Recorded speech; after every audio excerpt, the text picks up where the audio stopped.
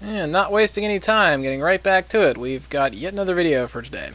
Since last time, you may recall that I was working on combat flow, getting all the different characters to engage and show the combat animations, and that everyone was punching each other because we weren't drawing weapons yet.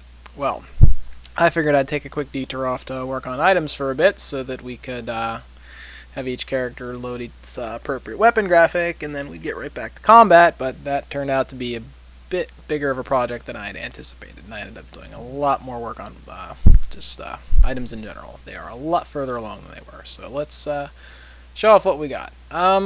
First off, I'll take a small aside to show off that we also have colored text. And you can see there that we've got different text codes that will translate into different colors for the text, and orange is used first because you actually use that a lot in the traditional Shining Force 2 UI. Anyway, let's look at items. If we go over here to the item sub-window and then the equip menu, we can see all the stuff everybody's carrying. Bowie has 4 different swords from the beginning of the game. If we open up his equip sub-window, you can see that we can choose with the arrow keys any of the 4 different swords, and it'll show what his stats would look like if he was to equip that weapon. So we'll equip the short sword here. And now we've got the short sword equipped. You can see that's the case because of the shining golden capital E there beside short sword. And if we go down and look at Chester, what he's got the bronze lance, he's got a wooden rod, a medical herb, and a short spear. Now, anyone who knows anything about Shining Force 2 knows that knights like Chester don't equip wooden rods, and that medical herbs aren't weapons. So, if we open up the equip window, you'll see they're appropriately filtered out. And we can choose to equip the bronze lance, or the short spear, or nothing at all. And as I was saying before, the orange being used commonly in the UI, there nothing is lit up in orange. We'll choose to go ahead and equip that lance.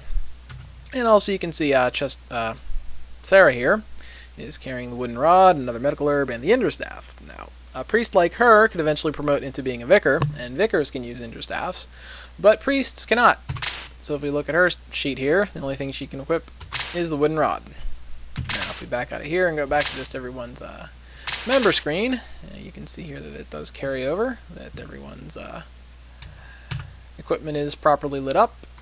And if we go on to, say, Bowie's character sheet here, you can see equipped is listed right underneath short sword in big bright orange letters.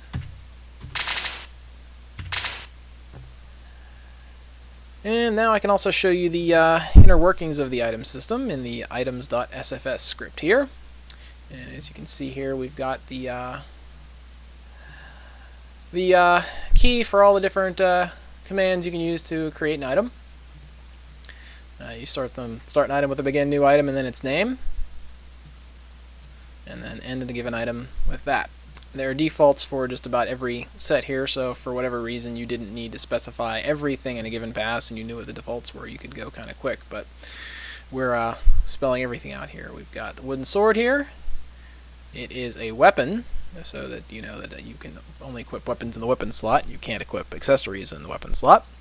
For instance, the item icon is wooden sword because right now they are literally named after their Shining Force 2 equivalents. That will eventually change so that we can use more generic terms like metal sword 1, golden sword 2, stuff like that, and have it refer to the different tiles on the tile set of the different icons for the weapons.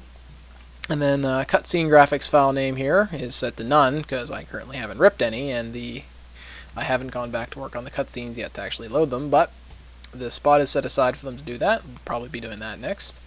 And then item stats. As you can see up here, it's the modifiers for hit points, magic points, attack, defense, agility, and movement. The regular game actually does not modify hit points or magic points through equipment, so that's a new addition. We've also got a gold value for items. The wooden sword here is worth 80 gold.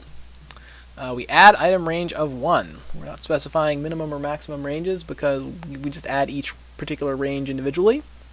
And then underneath that we've also got each class add item equipable that can equip a given item. Or you could also specify equip to all, and any class would be able to use that for stuff like the, if we scroll down here we can look at the few test items I have for accessories and consumables. You can see that power ring anyone can equip.